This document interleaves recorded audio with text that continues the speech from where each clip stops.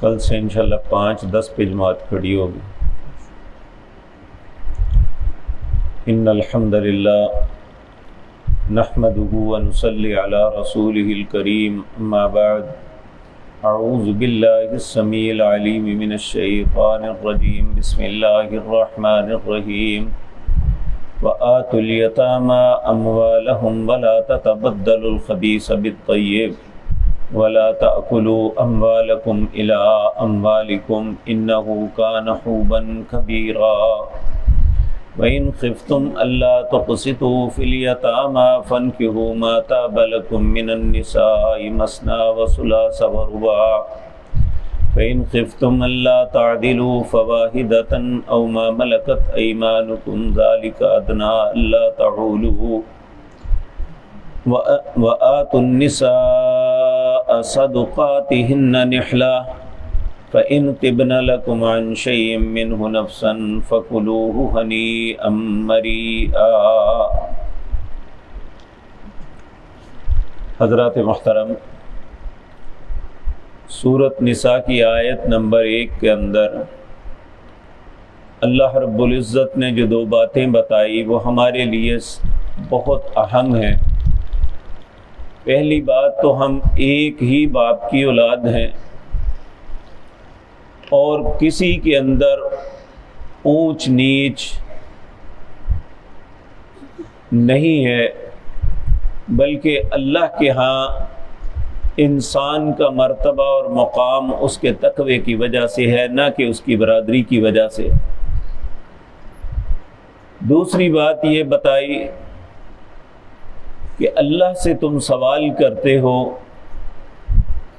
کہ جو بھی مانگنا ہے اللہ سے مانگتے ہو، جب بھی کوئی حاجت کی ضرورت پڑے تو اللہ کی طرف سے یہ نصیحت ہے کہ وَاتَّقُوا اللَّهَ الَّذِي تَسَاءَلُونَ بِهِ وَالْأَرْحَامَ،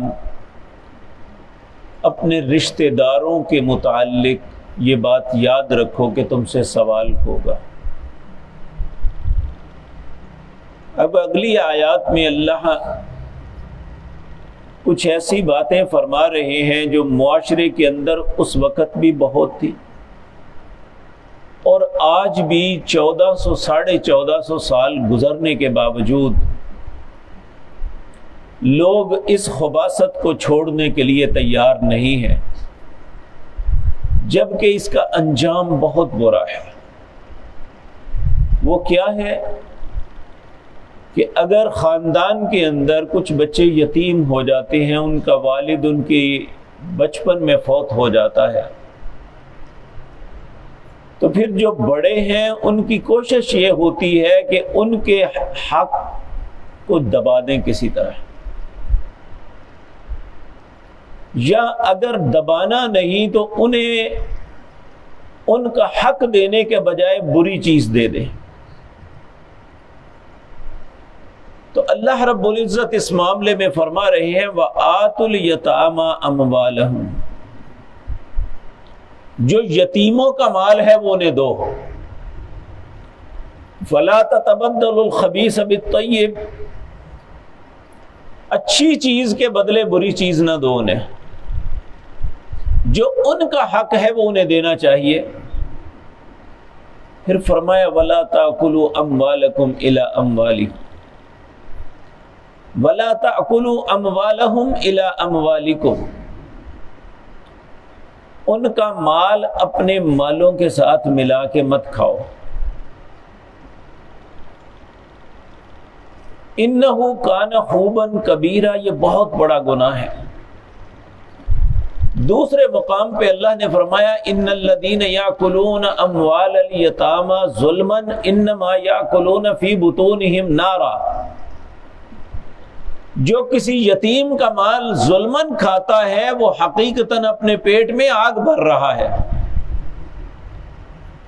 وَسَيَصْلَوْنَ سَعِيرًا، ان قریب وہ بھڑکتی ہوئی آگ کو ملے گا۔ انسان یہ سمجھتا ہے کہ اس کا باپ مر گیا ہے، اس کا کون ہے، لیکن اس میں یہ بات کبھی نہیں بھولنی چاہیے کہ جس کا کوئی نہ ہو اس کا اللہ ہوتا ہے۔ جس کی مدد کرنے والا دنیا میں کوئی نہ ہو، یا اسے گائیڈ کرنے والا کوئی نہ ہو تو اللہ ہوتے ہے۔ سورۃ فجر کے اندر اللہ نے واضح طور پہ فرمایا جب کسی کا رزق تنگ کیا جاتا ہے نا، فَيَقُولُ رَبِّ أَحَانَنِ، یہ کہتا ہے میرے رب نے میری توہین کی ہے۔ اللہ فرماتے ہیں کَلَّا بَل لَا تُكْرِمُونَ الْيَتِيمَ، ہرگز نہیں، میں نے تیری بے عزتی نہیں کی، میں نے تیری توہین نہیں کی، بلکہ تو نے یتیم کی عزت نہیں کی۔ وَلَا تَحَاضُّونَ عَلَىٰ طَعَامِ الْمِسْكِينِ، تو نے مسکین کو کھانا ہی نہیں کھلایا، وہ بھوکا تڑپتا رہا، تجھے احساس ہی نہیں۔ تو جب کوئی انسان اپنے معاشرے کے اندر اتنا لاپرواہ ہو جاتا ہے کہ اسے یتیم یا مسکین کا احساس ہی نہیں، تو پھر اللہ رزق چھین لیتا ہے۔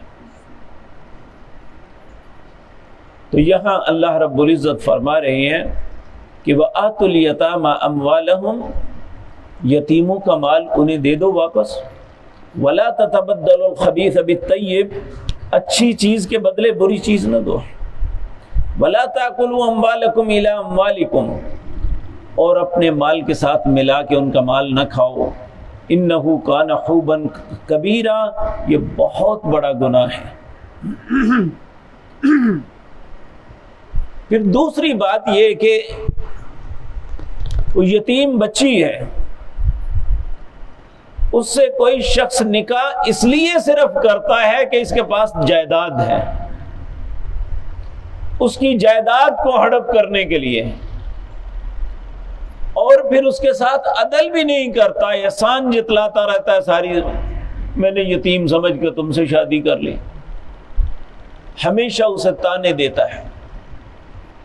تو اللہ رب العزت فرماتے ہیں وَإِنْ خِفْتُمْ أَلَّا تُقْسِطُوا فِي الْيَتَامَىٰ، اگر تمہیں اس بات کا ڈر ہے نا کہ تم یتیم بچیوں کے ساتھ انصاف نہیں کر سکو گے، تو پھر ان کے ساتھ نکاح نہ کرو۔ فَانْكِحُوا مَا طَابَ لَكُم مِّنَ النِّسَاءِ، جو عورتیں تمہیں پسند ہیں ان کے ساتھ کرو۔ پہلے نکاح کر لینا اور پھر ساری زندگی اسے تانے دینا کہ میں نے احسان کیا ہے تم پہ۔ فَانْكِحُوا مَا طَابَ لَكُم مِّنَ النِّسَاءِ، جو تمہیں پسند ہے ان سے کرو۔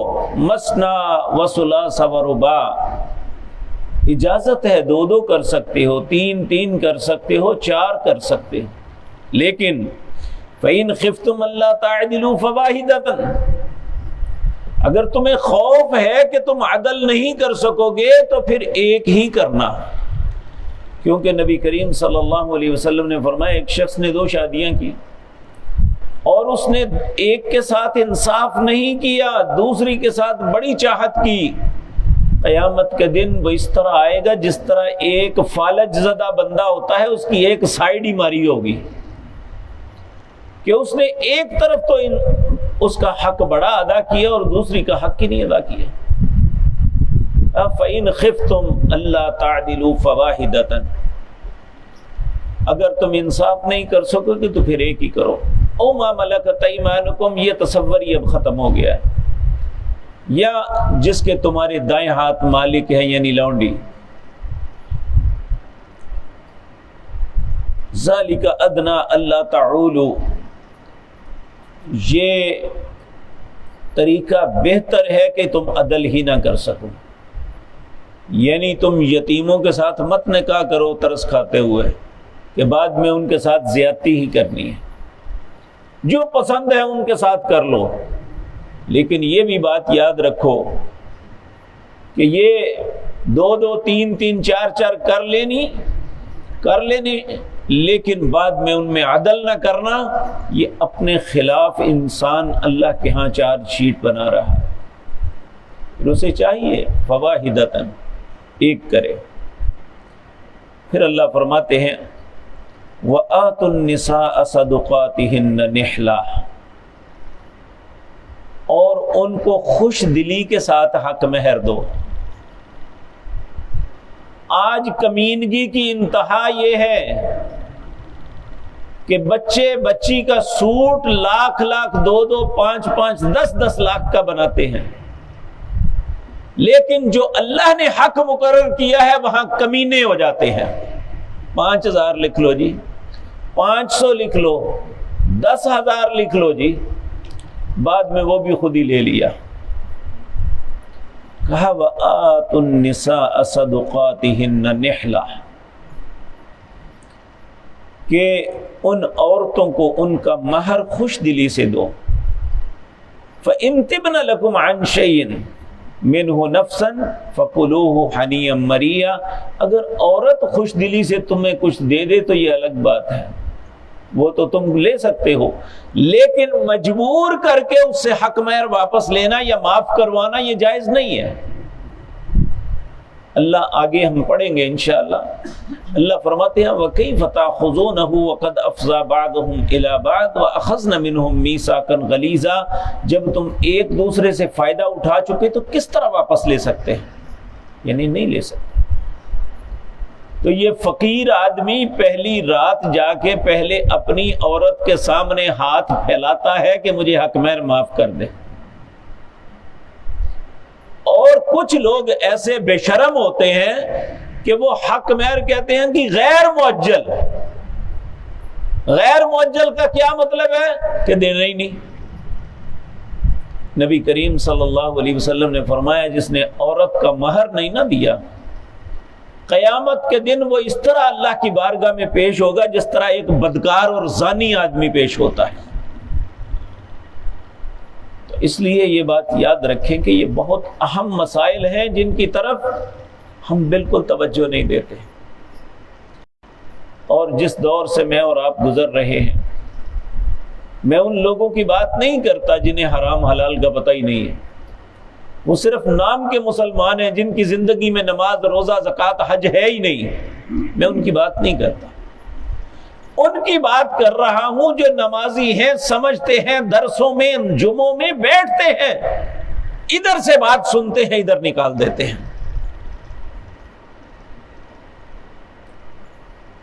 یاد رکھیں یہ بات اللہ کو قطعاً پسند نہیں کہ میں اللہ کا ایک حکم سنوں اور پھر اپنی مرضی۔ اللہ فرماتے ہیں وَمَا كَانَ لِمُؤْمِنٍ وَلَا مُؤْمِنَةٍ إِذَا قَضَى اللَّهُ وَرَسُولُهُ أَمْرًا أَن يَكُونَ لَهُمُ الْخِيَرَةُ، وہ مرد ہے یا عورت ایماندار ہے ہی نہیں جب اللہ یا اس کے رسول کا حکم آ جائے پھر وہ اپنا اختیار استعمال کرے کہ نہیں میرا دل نہیں مانتا، اچھا میں سوچوں گا۔ اللہ فرماتا ہے میں اس کے ایمان کو تسلیم ہی نہیں کرتا۔ تو اللہ رب العزت یہ باتیں مجھے اور آپ کو سمجھنے اور ان پہ عمل کی توفیق عطا فرمائے۔ اقول قولی ھذا واستغفر